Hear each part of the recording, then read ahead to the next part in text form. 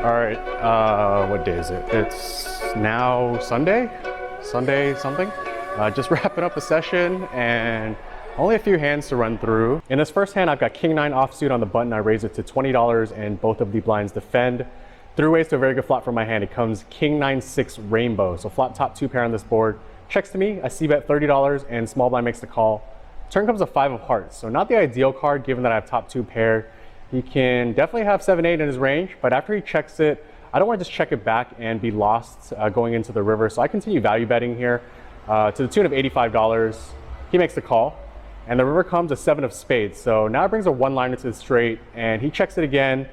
And as you all know, I like to go for thin value. I don't put him on an 8 here. I think when he calls turn, he probably has maybe a non-believing 9, or maybe a hand like King 10 through King Queen. So I want to try to go for value against those hands. And I bet $105. He doesn't think too long, makes the call. I table my hand and it's good. All right, shortly after we started playing with the straddle on, and there's an undergun limp, and I'm in the cutoff with 7-10 of diamonds. Not the greatest hand, but the game's been playing pretty splashy, so I raise it to $50. The straddler makes the call, and the limper makes the call. Through ways to a flop of 10-5-3 rainbow with 1 diamond. Checks to me, and I c-bet $60 with top pair here with some backdoor draws available as well. Unfortunately though, the small blind puts in a raise, I think $215. Other player folds, and it gets back to me, and I make the call with backdoor diamonds. And the turn comes a 9 of clubs, and he continues betting for $245. I think I should be getting away, but I get stubborn. I know this player a little bit, and I make the call, and the river comes a queen of clubs, so it completes the backdoor flush, and he rips it all in. He jams me for $700. I tank for quite a while. I honestly just think he's super capable with a hand like 4-6, but if he has a hand like 4-6 of clubs and he gets there, and that's what I was thinking at the time, that he was bluffing flop and turn and he gets there on the river. So after deliberating for a little while, I show a 7 of diamonds and I reluctantly let it go. And we talked about the hand a little bit later, and he told me they had 9-10. So he did have the best hand all the way through. So yeah, not super proud of the way I played this hand, but I include it for a couple reasons. I think you can definitely learn from some of my mistakes in this hand. For starters, I c-bet the flop, which I think is okay, but it's definitely not a mandatory bet. You can certainly check back in this spot, being in position with top pair and a not so great kicker and just evaluating turns. And when I bet it and I get raised, it's just a really crappy situation because it's one of those hands where it's a little bit too strong to fold, even though I don't really want to call. And then when the turn comes and he continues to bomb it, I think I definitely can get away, especially because I don't pick up any additional outs. So I had 2 key mistakes in this hand: betting flop there when I probably should be checking back more often, and then calling a pretty big turn bet. Yeah, glad I didn't compound that though with a river call. So yeah, just one more hand to run through. As mentioned, we're playing with the straddle on. It gets to me in late position. I've got pocket 10s and I raise it to $35. Button makes the call, and small blind puts in a 3-bet to $145. Big blind cold calls, gets back to me, I make the call, and button folds. So we go 3 ways to a flop of Jack 9-8 rainbow. Both players check, and I decide to check it back. Turn brings a 4 of spades, and they both check it to me. And I decide to semi-bluff here. I put out a bet of $150.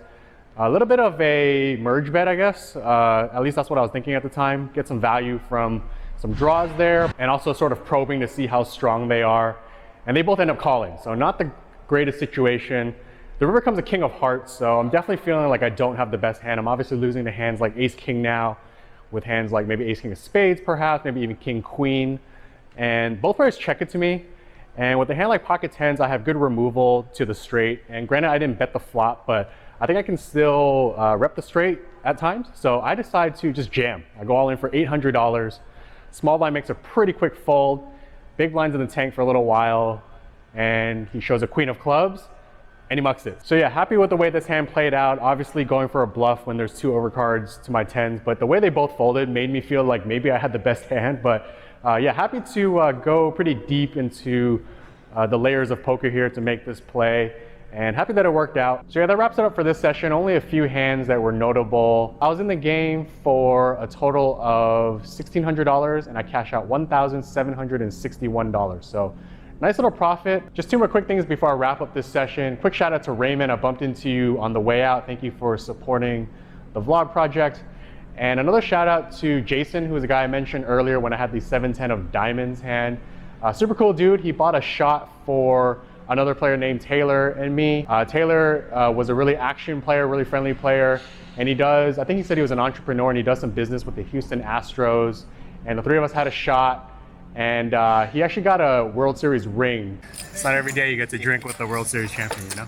All right, Jason, man, thanks. Appreciate it, man. Cheers. Cheers. Steer proper. Steer proper. Steer proper. Yeah. Cheers, boys. And one thing that's really cool that I learned from him is that when the Houston Astros won the World Series, they not only bought all of their staff rings, but they bought all of their affiliates and sponsors and partners rings. So really cool gesture from the Houston Astros.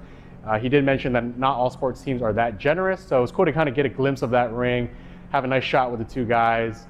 And yeah, all in all, a pretty fun night. And gonna wake up in a few hours now for the Bay 101 tournament.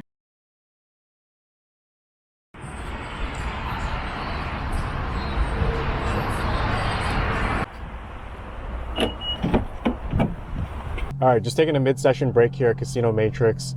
Started the day off at Bay 101 playing the $1,100 main event. Fired 2 bullets, unfortunately out pretty quick, so 2 stacks of low society down the drain. Couldn't really get anything going on. Came down the street to Casino M8trix, hop into the 235 cash game right around 1 o'clock.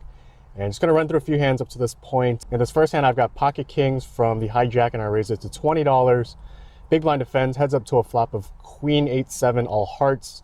He leads right into me for $30 over pair, and the flush draw here can raise sometimes, but given that I was in position, I'm okay with just calling, so that's what I do. And the turn comes a 10, and he continues betting for $60 this time, and I just make the call.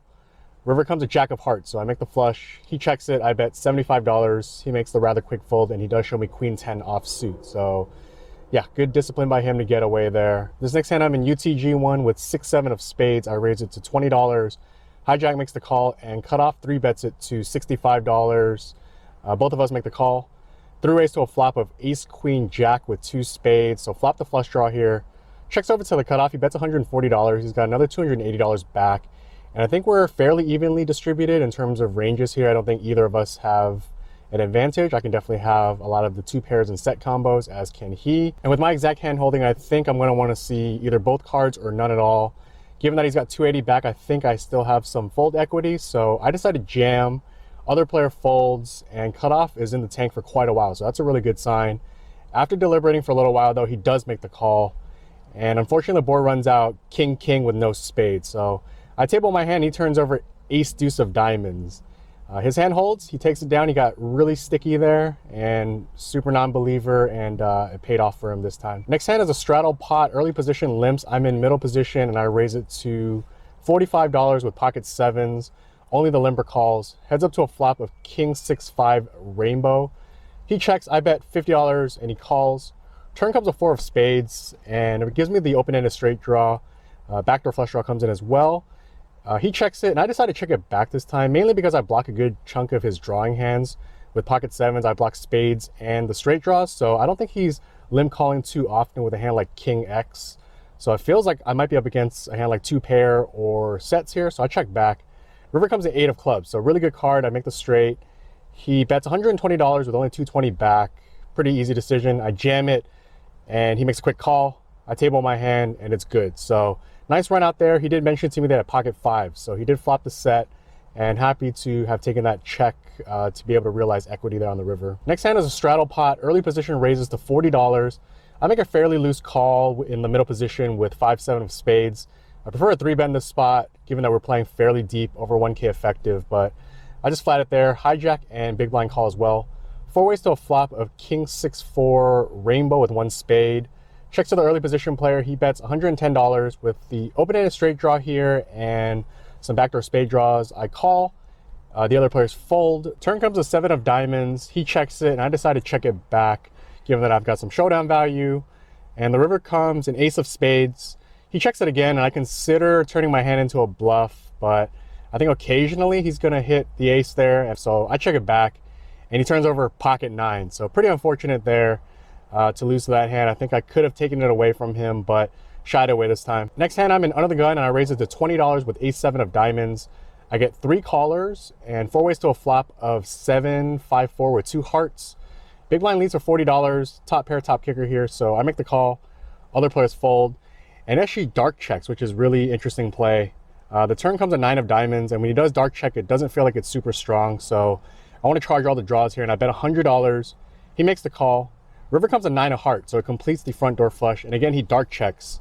And this time, it's not the best card, I don't think, to go for value. I think I'd essentially just be targeting a hand like a 7 in it, but I don't know if a 7 is going to call me given that the front door flush gets in. So I check it back, and he turns over king 7 offsuit. So I take this hand down here. If I knew that was his exact hand holding, I probably would have went for some thin value, but happy to take it down regardless. And this next hand, low jack raises it to $25. I'm in the hijack with pocket 3s.